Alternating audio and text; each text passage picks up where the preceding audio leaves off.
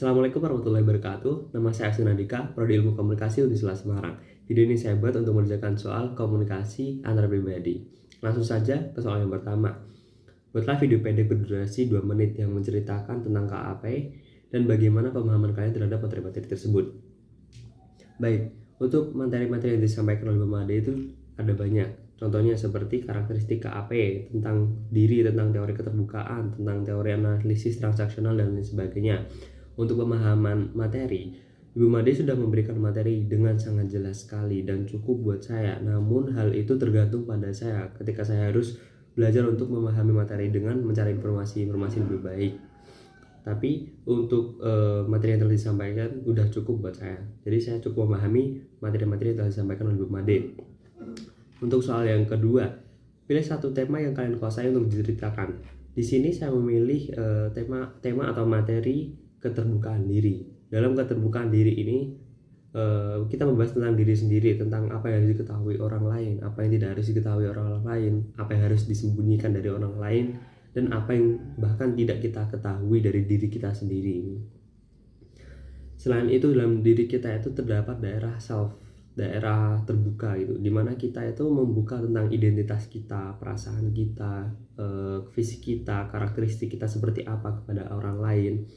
Ada juga blind self, daerah buta. Daerah buta ini diketahui oleh orang lain namun tidak oleh diri kita sendiri, sehingga orang lain yang menilai dan memberitahu kepada kita diri kita sehingga kita mengetahuinya. Ada juga daerah tak dikenal. Daerah ini itu tidak diketahui atau berisi rahasia, namun kita harus menyimpan diri sendiri dan orang lain. Selain itu, ketika kita membuka diri, kita harus memahami rambu-rambu apa saja yang perlu kita jaga saat kita membuka diri kepada orang lain. Seperti kita mengungkapkan rasa untuk membuka diri, menyadari tentang realita yang kita jalani sehingga tidak terpaku pada masa lalu dan memberikan timbal balik kepada orang lain, namun dengan menjaga batasan dengan sewajarnya. Batasan ini bermaksud ketika kita sudah saling percaya kepada orang lain, maka kita bisa sepenuhnya untuk membuka diri kita kepada orang lain tersebut. Selain itu, ketika kita sudah merasa keterbukaan diri dan materi-materi yang disampaikan dalam self diri ini cukup, maka kita dapat mengetahui seberapa beban yang kita miliki dalam hidup kita dan bagaimana cara kita mengatasi beban tersebut untuk membuka diri kita dengan lebih kepada orang lain.